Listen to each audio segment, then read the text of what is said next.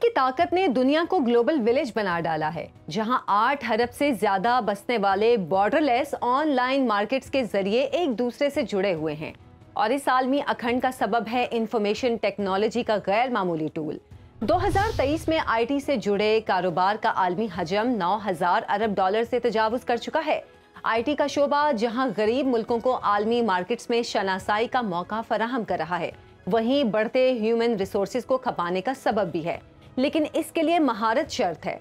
65% working force के साथ पाकिस्तान के लिए इंफॉर्मेशन टेक्नोलॉजी के मैदान में आगे बढ़ने के वसी तर मौके मौजूद हैं, जिनसे बसात भर फायदा उठाने की कोशिश भी की जा रही है।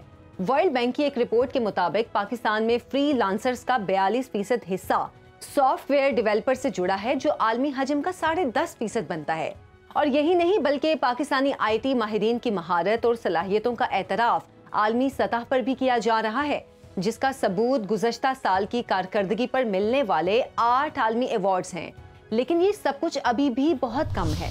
मैं हूं आयशा जुल्फ़िकार और आप देख रहे हैं प्रोग्राम पासबान इस्लाम, और हमारा आज का मौजू है इंफॉर्मेशन टेक्नोलॉजी के शोबे में मौक़ों का अंबार और SIFC के अहदाफ। नाज़रीन, सॉफ्टवेयर डेवलपिंग से लेकर ई मार्केट और अछूते बिजनेस आइडियाज़ के तहत वजूद में आने वाले स्टार्टअप नाकाफी सहूलतों, गैर सेहतमंदाना कारोबारी माहौल और गैर यकीनी के बढ़ते सायों के बावजूद हमारे नौजवानों की मुंह बोलती सलाहियतों का सबूत हैं। इसीलिए पाकिस्तान इंजीनियरिंग काउंसिल ने 2024 को मुल्क में आईटी का साल करार दिया है। आईटी के शोबे की गुज़श्ता 5 सालों के दौरान होने वाली 178% तरक्की की शरह कर्ज में डूबे पाकिस्तान के लिए जहां उम्मीद की किरण है, वहीं लम्हा फिक्रिया भी है कि हम इंफॉर्मेशन टेक्नोलॉजी के माहिरीन की तैयारी में ताहाल नाकाम है। हमारी इंडस्ट्री को हर साल 1 लाख ग्रेजुएट्स की जरूरत पड़ती है, लेकिन हमारी यूनिवर्सिटियां सालाना सिर्फ 25,000 ग्रेजुएट्स ही तैयार कर पाती हैं। इसीलिए खुसूसी सरमायाकारी काउंसिल ने पहले मरहले में आईटी से मुतालिक स्किल्ड फोर्स की तैयारी का बीड़ा उठाया है। काउंसिल के जेरे सरपरस्ती national incubation centre for aerospace technology से अब तक स्टार्टअप्स के 2 बैच तरबियत मुकम्मल करके कामयाब अमली जिंदगी का आगाज कर चुके हैं। इस्लामाबाद से देखिए head of defence desk Mohammad Imran की रिपोर्ट।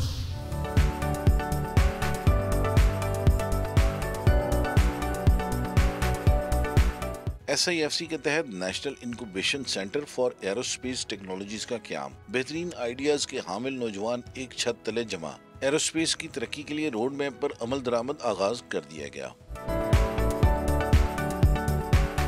नाइकेट का क़याम 2021 की कौमी science technology and innovation policy के तहत अमल में लाया गया है, जहां ज़ेरे तरबियत नौजवान अपने आइडियाज़ को अमली जामा पहनाने में मसरूफ हैं। इदारे में आने वाले स्टार्टअप्स को तरबियत के साथ कानूनी और इंतजामी मदद भी फराहम की जाती है, ताकि वो अपने ख्वाबों की ताबीर कर सकें। तजियाकारों का कहना है कि आईटी से मुतल्लिका बरामदात साल 2024 में 3 से 4 अरब डॉलर तक जा सकती हैं, जो कि गुज़श्ता साल के मुकाबले में 2.6 अरब डॉलर ज़्यादा हैं।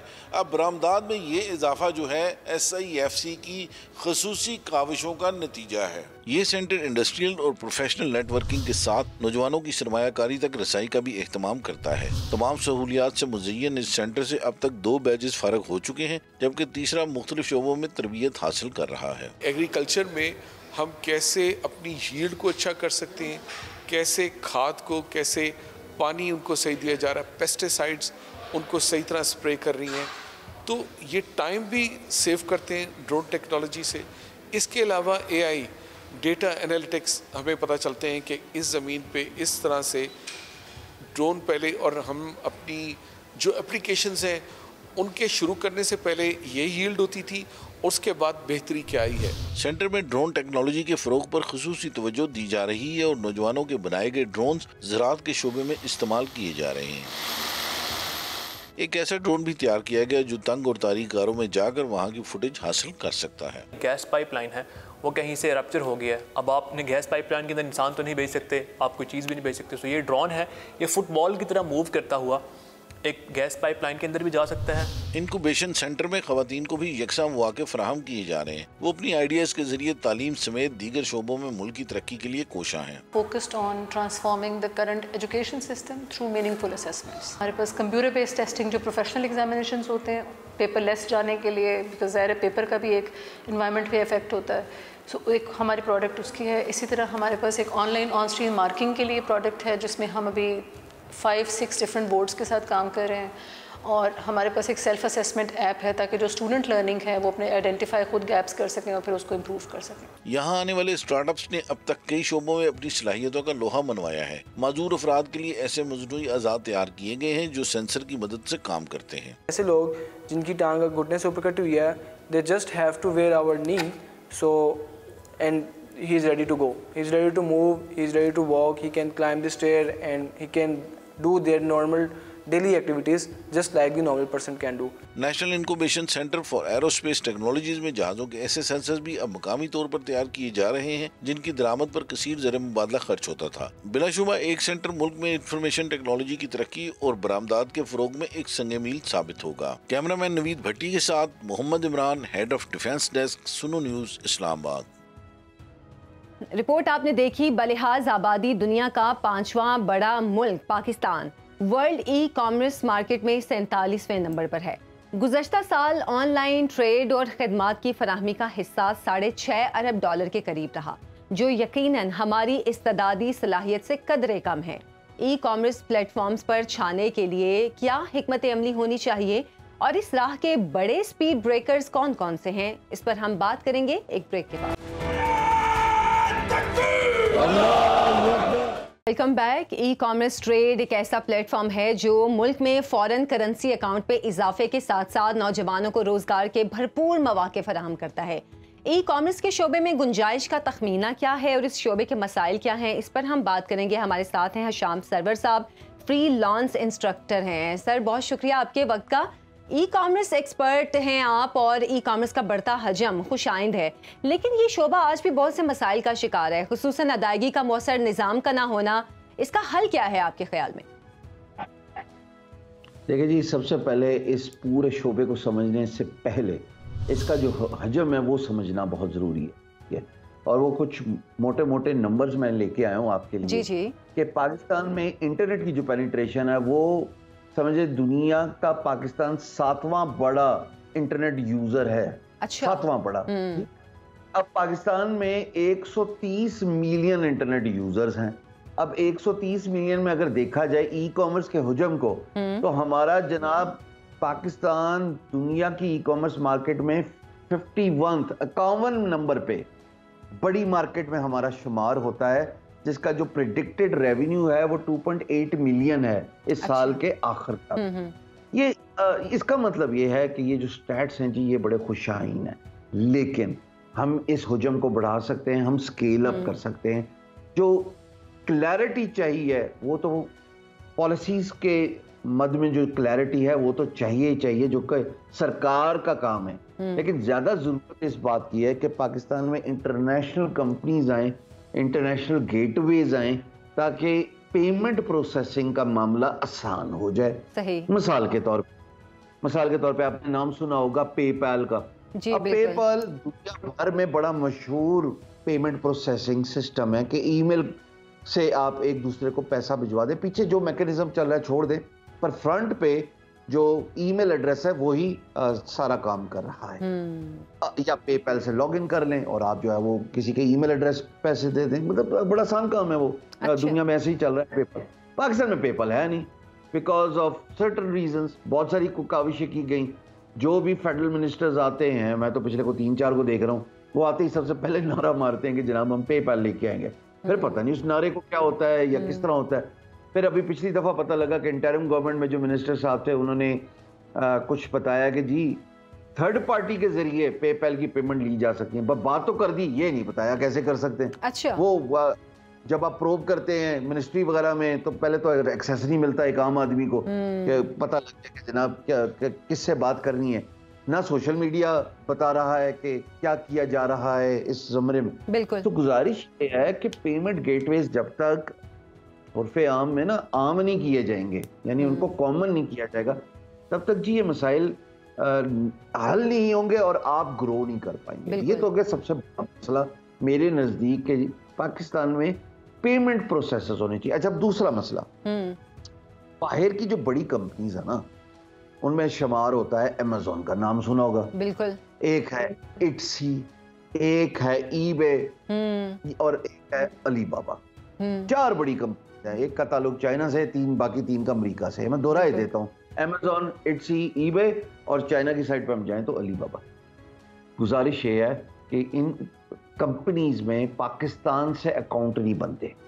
अच्छा। ये जो हमारे लोकल मैन्युफैक्चरर्स हैं, मिसाल के तौर पर जी मैं चाहता हूं कि ये पॉट है, इस आर्टिफिशियल प्लांट को मैं बेचना चाहता हूं, मिसाल के तौर पे अमेज़न पे, मैं अकाउंट नहीं बना सकता जी, तो मैं बेचूंगा कैसे? फिर क्या करना पड़ता है? फिर हमें अदर वे अराउंड आना पड़ता है। अच्छा हशाम साहब, यहाँ पे आपकी मैं सॉरी बात काट रही हूँ, लेकिन कुछ अर्सा पहले पाकिस्तान में इस हवाले से बड़ा शोर उठा था कि अमेज़न पे आप अपना अकाउंट बनाएं, वहाँ पे अपना बिजनेस करें, तो ये क्या मामला था फिर? देखिए जी, लोगों ने प्राइवेट कंपनी जब आई ना, उनको खराज तहसीन देना चाहिए जिन्होंने अपनी कैपेसिटी में लोगों में अवेयरनेस रेज की कि कैसे आप अमेज़न में अकाउंट बना सकते हैं। तरीका वही है जो मैंने अभी थोड़ी देर पहले आपके गोश गुजार किया कि डायरेक्ट एक्सेस कोई नहीं है, आपको अदर वे अराउंड ही जाना पड़ेगा, यानी कि थर्ड पार्टी के थ्रू आपको जाना पड़ेगा। हाँ चले ऐसे समझ लें, थर्ड पार्टी के थ्रू जाना पड़ेगा। तो गुजारिश ये है कि ऐसी काविश की जाए ना सरकारी सतह पे कि इन कंपनीज को पाकिस्तान लाया जाए, उनको करेज किया जाए कि जी आप आए, हमारे पास एक इतना वसी तादाद है, इंटरनेट पॉपुलेशन 51 लार्जेस्ट ई कॉमर्स मार्केट है, 7वां हाईएस्ट इंटरनेट जो है वो पॉपुलेटेड कंट्री है, तो क्या वजह है कि हम क्यों नहीं आपकी मदद कर सकते? फिर गवर्नमेंट जो है वो कोई एश्योरेंसेस दे दे कि हम प्रोडक्ट के, यानी जो मैन्युफैक्चरर्स हैं, चाहे वो सोर्सिंग कराते हैं चाइना से या वो लोकल प्रोडक्ट्स हैं, उनकी क्वालिटी मेंटेन हो, एक सिस्टम मैकेनिज्म क्राफ्ट हो जाए कि जिसकी बुनियाद पे कोई खाम माल जो है ना, वो कोई रॉ माल ऐसे ना चला जाए, क्वालिटी पे कॉम्प्रोमाइज नहीं होना चाहिए। I don't see a reason why we can't grow in the e commerce industry. सही। अच्छा हशाम साहब, आप बात करें मसाइल के हवाले से, एक तो आपने ये मसला बता दिया कि डायरेक्ट एक्सेस नहीं है, इसके अलावा ई कॉमर्स से जो वाबस्ता स्टार्टअप्स हैं उनके मसाइल और क्या हैं कि वो इस पर बाकायदा जाके अपना कोई बिजनेस कर सकें या किसी लिंक के थ्रू कुछ कमाई कर सकें? 2 बातें हैं यहाँ पे। एक, पेमेंट गेटवे पे कि हमारे मुल्क में प्लास्टिक मनी ऑनलाइन जो है वो एक्सेप्टेड नहीं है। खास इसके लिए जितने भी बैंक्स हैं उनको कुछ ऐसा मैकेनिज्म ड्राफ्ट करना पड़ेगा कि एक स्पेसिफिक कार्ड इंटरनेट के लिए दे दें जी। एक तो है ना आपका डेबिट कार्ड, एक आपका क्रेडिट कार्ड, एक इंटरनेट बेस्ड स्पेसिफिक कार्ड हो जिसमें वो एक सर्टेन अमाउंट ऑफ मनी जो है वो डिपॉजिट करा दे और वो इंटरनेट पे यूज करे। जब ये होगा तो आपका जो बोझ है ना कैश ऑन डिलीवरी का, COD, हम सारे मंगवाते हैं, ऑर्डर्स करते हैं इंटरनेट से, वो कैश ऑन डिलीवरी का प्रॉब्लम है, रिटर्न रेट बहुत ज्यादा है, सीरियसनेस नहीं है बायर की, शॉपर की। जब सीरियसनेस नहीं ना होगी तो वो फिर मजाक बनाया होता है उसने इंडस्ट्री का, फिर लोग जो है वो पुट ऑफ हो जाते हैं, खासतौर पे जो सीरियस बिजनेस ओनर्स होते हैं कि जी कॉल सेंटर से कॉल करवाई, बताया जी ये पैकेज आपके पास 2 दिन में पहुंच जाएगा, फलाना कोरियर आएगा, ट्रैक्स, TCS, व्हाटएवर, आप पैसे तैयार रखिएगा, प्रोडक्ट आपकी आ रही है। अनफॉर्चुनेटली जिस दिन कोरियर आता है उस दिन या तो साहब घर पे नहीं होते, या साहब सो रहे होते हैं, या साहब कहते हैं अभी पैसे नहीं है, या तो ये बड़ा गलत मॉडल है, ये मॉडल ठीक नहीं है। मॉडल होना चाहिए आप पे एज यू गो करें और आप उसी वक्त पैसे दें और पैसे देने के बाद जो है वो आपको शिप किया जाए, फिर ताकि रिटर्न का मामला बहुत लिमिटेड हो जाए, मिनिमम हो जाए। बिल्कुल एग्जैक्टली। दूसरी बात, मैं इस बात को बोलने में कोई शर्म महसूस नहीं करता कि एक वक्त आ गया है कि #मेड इन पाकिस्तान का नारा बुलंद किया जाए। वो क्या है जी? जैसे अमेज़न है, जैसे हमने ईबे की बात की, जैसे हमने इट्सी की बात की या अलीबाबा की बात की, हमारा अपना पोर्टल क्यों नहीं हो सकता? हम अपने लोकल स्टोर ओनर्स को, उस जैसे दराज है उससे वाइड स्केल पे B2B और B2C, business to business, business to consumer, Alibaba B2B है, अली एक्सप्रेस B2C है, यानी इंडिविजुअल आइटम्स भी मंगवा सकते हैं। अलीबाबा से आप बल्क में आइटम्स मंगवाते हैं। यहाँ पे गुजारिश ये है कि हमारा अपना पोर्टल क्यों नहीं बनता? अच्छा, इसमें एक मसला है शाम साहब, इसमें एक मसला है, गुज़श्ता कुछ अरसे में कुछ ऐसी शिकायतें सामने आई थी। आप अपने पोर्टल की बात कर रहे हैं कि पाकिस्तानी हो, लेकिन जो कुछ पाकिस्तानी इस तरह की हैं वेबसाइट्स, वहाँ से लोगों ने ऑनलाइन ऑर्डर किया और जो चीज़ ऑर्डर की उसकी बजाय कुछ और आ गया। ये मसाइल हमारे यहाँ पर हैं। ऑनलाइन फ्रॉड अभी भी हमारे यहाँ पर बहुत ज़्यादा कॉमन है। अब यहाँ पे अगर सरकार क्वालिटी इंश्योरेंस रखे, पोर्टल ओनर क्वालिटी इंश्योरेंस रखे, मिसाल के तौर पे जी एक साइट है जिसका नाम है ABC फॉर अ डिस्कशन सेक, वहां पे आप आई और आपने ऑर्डर दिया और मैं स्टोर ओनर हूँ, ठीक है, आपने ऑर्डर दिया, मैंने आपको जो पिक्चर्स दिखाई और जो मैंने आपको कोरियर के जरिए कुछ प्रोडक्ट जो आपने ऑर्डर दिया वो भिजवाया, उसमें तजाद है, यानी कि वो क्वालिटी मीट नहीं करती। अगर आपके पास ये एबिलिटी हो कि आप वापस जाएं उस वेबसाइट पे ABC पे और आप कहें कि हशाम सरवर एक स्टोर ओनर है जिसके कॉल फेल में तजाद आ गया, इसने मैन्युफैक्चर की जो प्रोडक्ट है उसकी क्वालिटी 0 है, इसको 0 रेटिंग मैं देती हूँ ताकि आइंदा कोई इससे ना खरीदे। इस तरह की एक जब फीडबैक आ जाएगी ना तो स्टोर जो है वो ऑटोमेटिकली ऐसे मैन्युफैक्चरर्स को या स्टोर ओनर्स या शॉपर्स को निकाल दें अपनी वेबसाइट से, मसला हल हो जाएगा। क्वालिटी तो एक्सरसाइज करवाएं ना, थोड़ा सा प्रैक्टिस तो करें क्वालिटी को, तो बेहतर हो जाएगा इंशाल्लाह। अच्छा, यानी कि यहाँ पर जो सवालिया निशान है वो उस वेबसाइट पे नहीं उठता, उसमें जो स्टोर ओनर है वो उस पे उठता है, आप ये कहना चाह रहे हैं? देखिए जी, समझिए इस बात को, उस वेबसाइट पे तो 100 स्टोर ओनर्स होंगे। एग्जैक्टली। उस बेचारे का क्या कसूर है? वो तो फैसिलिटेट करने की कोशिश कर रहा है कि उसकी इस वेबसाइट का इस्तेमाल करके सैकड़ों स्टोर ओनर्स ने स्टोर बिल्ड कर दिया। एक्चुअली कस्टमर्स को ये जिम्मेदारी समझनी है कि अगर उनके साथ धोखा हुआ है, प्रोडक्ट उनके मेयार के मुताबिक नहीं शिप हुई, कोरियर हुई, फौरन जाएं और मैकेनिज्म ऐसा हो कि उसको नेगेटिव फीडबैक दें, उसके बारे में बात की जाए ताकि जो वेबसाइट है वो क्वालिटी मेंटेन करते हुए उस स्टोर को अपनी वेबसाइट से चलता फिरता करे। सही। अच्छा, इसमें एक और भी चीज़ है, मैं खुद भी ऑनलाइन एक फ्रॉड का शिकार हो चुकी हूँ, तो इसीलिए मैंने कहा चले मैं यहाँ पे आपसे इस बारे में बात कर लेती हूँ। अगर हम किसी बड़े ब्रांड से डायरेक्ट कुछ ऑर्डर करते हैं तो वो चीज़ हमें वैसी ही मिलती है, लेकिन जैसे मैं थर्ड पार्टी वाली बात कर रही थी कि अगर हम किसी वेबसाइट पे जाके उसके थ्रू किसी ब्रांड की चीज़ मंगवाते हैं तो जब वो घर मंगवाई जाती है तो वो चीज़ अंदर से कुछ और निकलती है। अब आपने कहा कि ये स्टोर पे सवाल उठेगा, लेकिन अगर तो स्टोर वाला इसकी जिम्मेदारी लेना नहीं एक्सेप्ट करता तो फिर वो जो चीज़ मंगवाने वाला शख्स है, जो बायर है, वो कहाँ जाए? वो इस चीज़ का फिर किससे शिकायत करे? सिंपल तरीका है, इसी स्टोर की जो कि जिम्मेदारी नहीं ले रहा, जो थर्ड प्रोडक्ट है मैंने ब्रांड से लिया, इसी स्टोर की शिकायत लगनी चाहिए। अच्छा। ताकि वो अपना मैकेनिज्म और ड्यू डिलीजेंस ऐसी करें कि आइंदा वो ये ना कह सके जी मुझे तो नहीं पता, मैंने तो ब्रांड से लिया था। बिल्कुल उनकी पे जिम्मेदारी है, कस्टमर ने उनके स्टोर पे जाके प्रोडक्ट सेलेक्ट करके कार्ट में डाला था, जिम्मेदारी उन पे है, वो आंख नहीं चुरा सकते। इसमें मेरे ख्याल में ज्यादा मैकेनिज्म ड्राफ्ट करने की जरूरत नहीं है, जिसका स्टोर है उसी की जिम्मेदारी, और वो क्वालिटी खुद मेंटेन करे, अपना कॉल सेंटर क्रिएट करे, अपने लोगों से ड्यू डिलीजेंस कराए, लेकिन कस्टमर को फाइनल प्रोडक्ट वही मिलनी चाहिए जिसको इंटरनेट पे दिखाया गया, तस्वीर के जरिए, वीडियोस के जरिए, ताकि उसको मायूसी ना हो। अब आप इसका रिपल इफेक्ट देखिएगा जी। रिपल इफेक्ट ये है कि जब क्वालिटी मेंटेन होना शुरू हो जाएगी तो लोगों में एतमाद बढ़ेगा और मैन्युफैक्चरर्स जो हैं वो अपना स्टोर क्रिएट करेंगे इन साइट्स पे, और लोग इंटरनेट पे शॉपिंग करेंगे, उनको पता धोखा नहीं है, मैकेनिज्म इन प्लेस है। तो ये मैकेनिज्म बनाना पड़ेगा बाय द वेबसाइट ओनर, और burden of proof, responsibility store owner पे ही है। भाई आप जिधर मर्जी से लेते हैं, आपकी स्वाबदीद, हमारा कस्टमर हमारे लिए प्रायोरिटी है।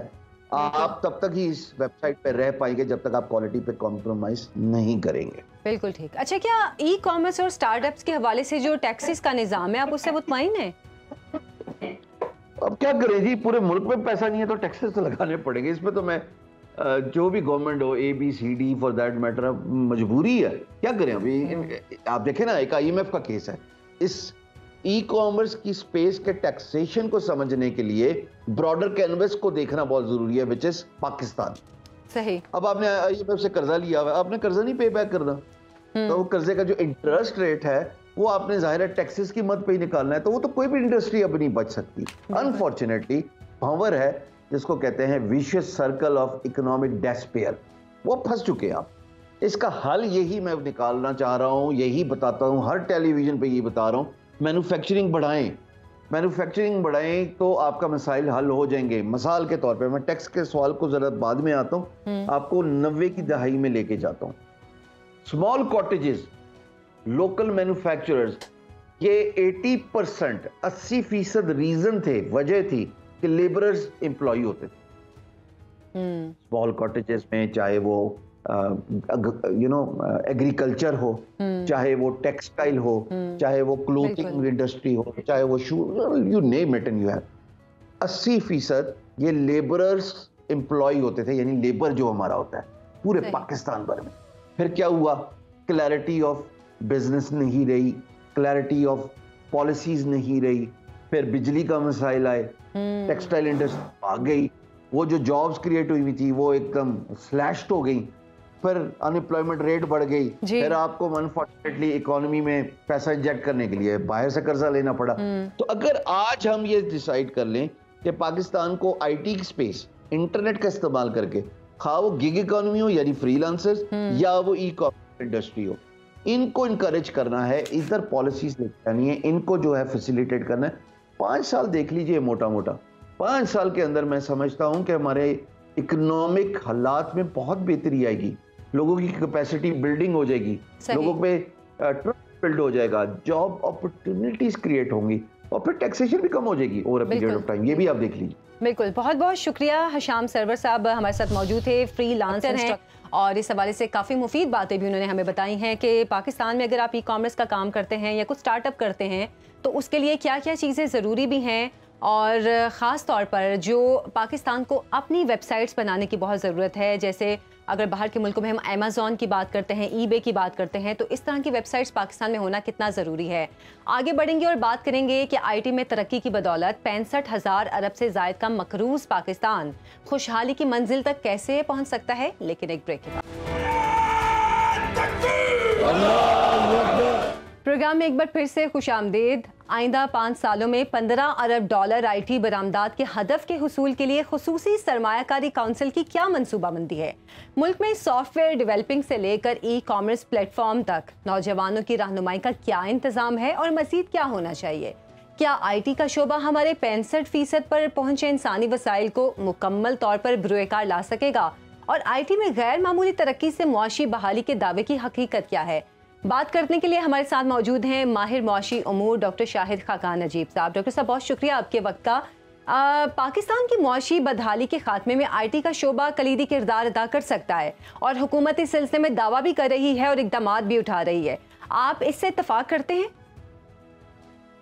देखिए, अगर आप just go back a few years तो ये $1.5 अरब की एक्सपोर्ट पाकिस्तान से होती थी आईटी की। अब बदतदरीज कुछ इक़दामात किए गए जिनमें you can keep your money outside, उसकी आसानी पैदा की गई, फिर इसको मेन स्ट्रीम करने की कोशिश की गई। जब ये सारे इक़दामात हुए, फिर कुछ हमारी उनकी और ऐसी चीज़ें थी जो वो समझते थे हमारे बच्चे जो ये एक्सपोर्ट का काम कर रहे हैं एक सेंस में, वो पूरी की गई। तो अभी हम $3 अरब के करीब जाने की उम्मीद बंधी है पाकिस्तान में। ये एक्चुअल एक्सपोर्ट तो अभी भी इससे ज़्यादा है, और वो बहुत सी ऐसी है जो रेमिटेंसेस में दिखाई देती है और बुक्स पे नहीं नज़र आती। सो एक तो ये है कि इसको बतदरीज ऐसा फॉर्मलाइज करना कि ये दिखाई दे। दूसरा ऑफ कोर्स इसका तालीमी निज़ाम बेहतर करना ताकि इतने ग्रेजुएट्स हो सके कि हम दुनिया में कम्पीट कर सकें। आप ये देखिए ना कि इंडिया की एक्सपोर्ट ये $193 बिलियन की है। सो ऑब्वियसली एक बहुत बड़ा पोटेंशियल है आईटी और ITES यानी कि आईटी रिलेटेड सर्विसेज का, जिसका मतलब है कि वहाँ से जो आप देखते हैं अकाउंट्स बनते हैं वो पाकिस्तान में बन सकते हैं, क्योंकि वहाँ पे लेबर बहुत महंगी है, वेस्ट में भी, ऑस्ट्रेलिया में भी, US में भी। इसी तरह सर्जिकल ट्रीटमेंट्स, हमारे डॉक्टर जो हैं उनके MRI रीड कर सकते हैं, so on and so fourth. Plus जो आईटी की डेवलपमेंट है, क्योंकि आईटी एक ऐसा सेक्टर है, it's ever evolving. So obviously services export वैसे ही बहुत बड़ा पोटेंशियल रखती है पाकिस्तान में। मैंने हमेशा कहा है हम बहुत ज़्यादा गुड्स की एक्सपोर्ट पे मराद भी देते हैं और काम भी करते हैं, बट सर्विसेज एक्सपोर्ट एक ऐसा सेक्टर है जिस पे ज़रूर काम करने की ज़रूरत है, और बतदरीज अब काफ़ी सालों से इस पे काम हो रहा है और अगर ये होता रहा तो हम ज़रूर 15 अरब डॉलर तो मे बी इन 5 years जो है, अगर हम फॉर्मल कर लें जो इनफॉर्मल इस वक्त हो रही है एक्सपोर्ट, तो लेट्स सी कि क्या हम अचीव कर पाएंगे। अच्छा शाहिद साहब, 9,000 अरब डॉलर का हजम रखने वाली आलमी आईटी इंडस्ट्री में हमारा हिस्सा ना होने के बराबर है। अगर हम इस हवाले से कहें कि मार्केट में अपना शेयर बढ़ाने के लिए फौरी तौर पर क्या इकदाम करने होंगे, क्या जो मजमूई तौर पर हुकूमत को कुछ करना पड़ेगा या इंडिविजुअली जो आईटी से रिलेटेड लोग हैं उनको कुछ करना पड़ेगा?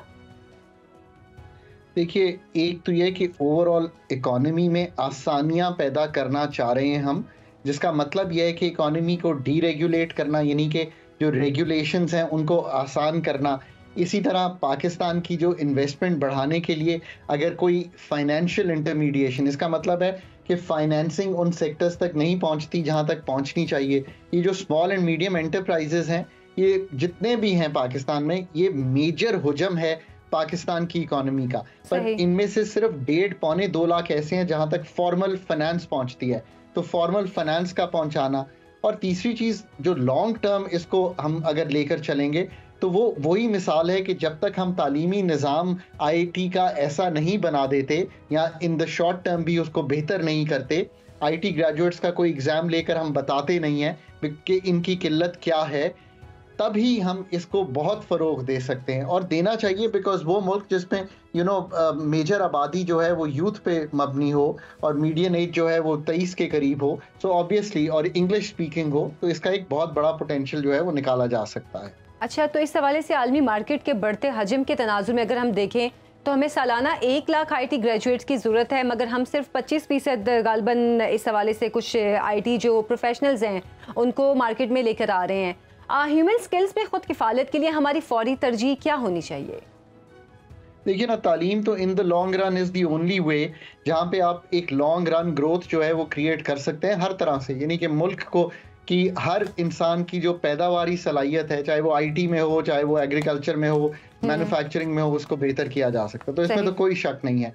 अब तालीमी निज़ाम को बेहतर करना इन इट सेल्फ, बिकॉज ये प्रोविंशियल सब्जेक्ट है और इसमें प्रोविंसेस का बहुत बड़ा हाथ है। मैं इसलिए कहता हूँ कि इन दी एंड तो it's all about governing the education sector well. इसमें HEC का अपना रोल है। तो ऑब्वियसली 5 साल एक जो फ्रेमवर्क है वो क्या होगा। हमने इतनी यूनिवर्सिटीज़ तो बना ली हैं, I think there are about over 200 universities in the country, but एक बात तो बिल्कुल आया है कि the quality of teaching, the quality of research, the quality of publications, क्योंकि यूनिवर्सिटीज तो पब्लिकेशंस और रिसर्च पे बनती हैं, वो ऑब्वियसली ना कोई हम compete करते हैं इंटरनेशनली, उसके लिए आपको ऑफ कोर्स प्रोफेसर बाहर से भी लाने पड़ेंगे और लोकल प्रोफेसर्स को भी ग्रूम करना पड़ेगा। अब ये इन इटसेल्फ एक बहुत बड़ा टास्क है, बट ऑब्वियसली आईटी पे कंसंट्रेट करें एट द टर्शरी लेवल, इसलिए कि ये एक ऐसा शोबा है जो कि दुनिया में बढ़ता ही रहेगा। बढ़ता इसलिए रहेगा कि फ्रॉम वन टेक्नोलॉजी, अब आजकल AI is the future of this technology, हर चीज में आर्टिफिशियल इंटेलिजेंस आ रही है, तो can we train for the future? So, I tend to agree that this is something that the provinces have to really work out, and then the Higher Education Commission. और हमें I think कि तालीम, research और development, इनके लिए जो इस वक्त मुख्तस पैसे हैं, एक तो ये देखना है कि उनका इस्तेमाल ठीक हो रहा है, दूसरा ये देखना है कि क्या हम खुद डायरेक्ट इंस्टीट्यूशंस बनाते रहें, यूनिवर्सिटीज़ बनाते रहें, या हम स्कॉलरशिप्स के ज़रिए इन्हीं यूनिवर्सिटीज़ में स्टूडेंट्स को भेजें। सो अगेन थिंक थ्रू के इसको बेहतर करने के लिए क्या करना चाहिए। अच्छा, इसके लिए खाकान साहब, खुसूसी सरमायाकारी सहूलत काउंसिल की जानिब से आईटी से मुंसलिक प्रोफेशंस और स्टार्टअप्स के लिए नौजवानों में स्किल्स की फराहमी के हम प्रोग्राम शुरू किए गए हैं। फ्रीलांसर्स के बुनियादी मसाइल से निपटने की राह भी हमवार की जा रही है। अच्छा, आईटी की बूस्ट करती आलमी मार्केट के तनाजुर में आप हमें बताएं कि इन कोशिशों को बराबर होने में कितना अरसा लगेगा?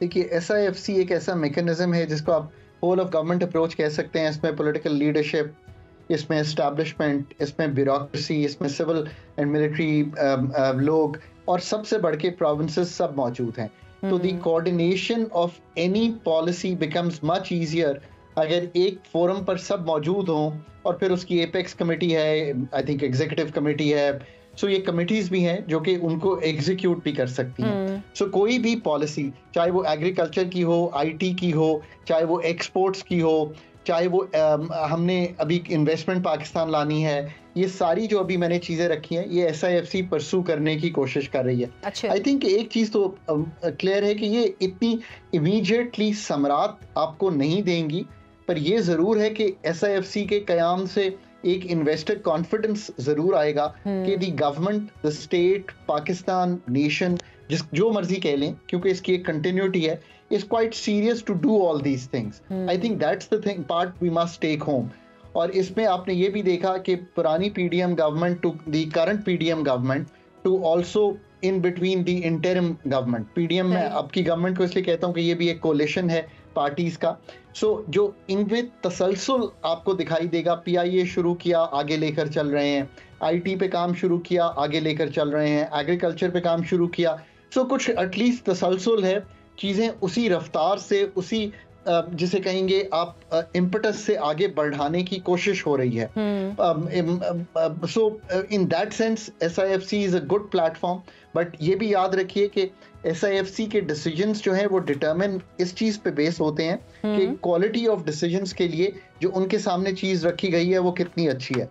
अच्छा। मैं हमेशा कहता हूँ कि जी कि उनको जो क्वालिटी ऑफ डिसीजंस के लिए ज़रूर अपने इर्द गिर्द ऐसे प्रोफेशनल सेटअप्स बनाने चाहिए जो IT में, एग्रीकल्चर में, एनर्जी सेक्टर में, डीरेगुलेशन ऑफ द इकोनॉमी में आसानियां पैदा करने में, ease of doing business in every area, जो उनको मददगार साबित हो। बिल्कुल ठीक है आपने खाकान साहब। अच्छा, लेकिन आला सतह पर कोशिश हो रही है कि मुल्क में बड़ी IT कंपनीज और ई-कॉमर्स इदारों को लाया जाए। मुल्क की मईशत के सुलझाव के लिए इन इक़दाम को गैर मामूली कह सकते हैं आप क्या? देखिए, ई-कॉमर्स इज़ अनदर एरिया जिसका एक जब आप इंटरनेशनली कंपनीज देखते हैं तो आपको अंदाज़ा होगा कि इसका एक बहुत बड़ा प्लेटफॉर्म है। मतलब पाकिस्तान से दुनिया में चीज़ें बेचना या विद इन डोमेस्टिक ई-कॉमर्स करना, बिकॉज डोमेस्टिक ई-कॉमर्स भी एक बहुत बड़ी चीज़ है। ये सब चीज़ें जो हैं इनको पुश किया जा सकता है। ये सारी चीज़ों को आसान करें, पेमेंट्स के जो राब्ते हैं उनको आसान करें। अभी रास्त भी एक प्लेटफॉर्म बना है जिससे पेमेंट आसान हो रही है पाकिस्तान में, बट इस सब चीज़ों की जो स्केल है वो बहुत बड़ी चाहिए। मैं एक मिसाल देता हूँ, देखिए 52 lakh small and medium enterprises हैं पाकिस्तान में, उनमें से सिर्फ 1,57,000 यानी कि 52 लाख टोटल हुजम है जिनके पास फाइनेंशियल इंटरमीडिएशन की प्रोडक्ट्स हैं, यानी कि फाइनेंसिंग अवेलेबल है, वो 1,57,000 है। तो सोचिए कि अगर यही 5 लाख, 8 लाख, 10 लाख हो तो आप कितना बड़ा e commerce, domestic commerce, international commerce या इन्हीं स्मॉल एंड मीडियम एंटरप्राइजेस को या IT या ITES के प्लेटफॉर्म्स को ग्लोब से कनेक्ट कर सकते हैं। I think that's the future of Pakistan. बिल्कुल आपने ठीक कहा। अच्छा, अभी ई-कॉमर्स के हवाले से बात हो रही है तो इसी को मैं कंटिन्यू करूंगी कि बॉर्डरलेस इजी ट्रेड हमारी दरामदात में इजाफे का सबब तो बन सकती है, लेकिन इसके लिए हमें क्या करना होगा कि ई-कॉमर्स से पाकिस्तानी मसनूआत का फ़रोग हो सके?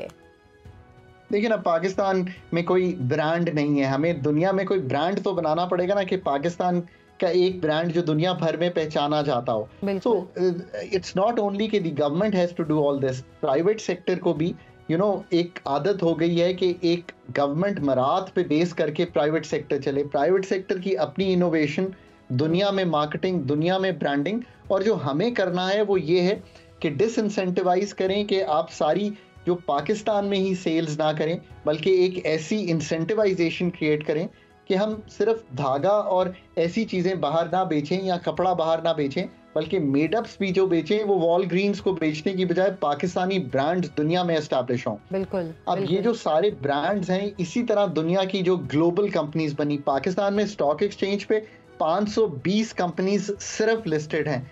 एक 25 करोड़ का मुल्क है और आप ये सोचिए कि सिर्फ अगर 520 कंपनीज लिस्टेड हैं, यहाँ तो हज़ारों कंपनीज होनी चाहिए, और फिर ऐसी कंपनीज होनी चाहिए जो बिलियंस ऑफ रुपीस जिनकी कैपिटलाइजेशन हो मार्केट की, और वो दुनिया में जाकर अपना ब्रांड नेम मनवा सकें। So Pakistan obviously has to start thinking very differently, the Pakistani entrepreneur has to start thinking differently. ये क्या बात हुई कि गाड़ी के पार्ट्स बाहर से लाए, उनको इकट्ठा किया और पाकिस्तान में बेच दिया? तो खाकान साहब ऐसा क्यों है? पाकिस्तान में क्यों इस तरह का कोई एंटरप्रेन्योर नहीं पैदा हो रहा कि जो इस तरह की कोई बाकायदा वेबसाइट बनाए या कोई इस तरह का इदारा लॉन्च करे कि जो इंटरनेशनली जिसकी रिकग्निशन हो, जो बाहर के मुल्कों में भी पहचाना जाए? हमें ये पता है कि अमेज़ॉन एक बहुत बड़ी वेबसाइट है, हमें पता है ईबे है, हमें पता है कि अली एक्सप्रेस है, लेकिन पाकिस्तान के नाम से क्यों कोई ऐसी वेबसाइट नहीं है?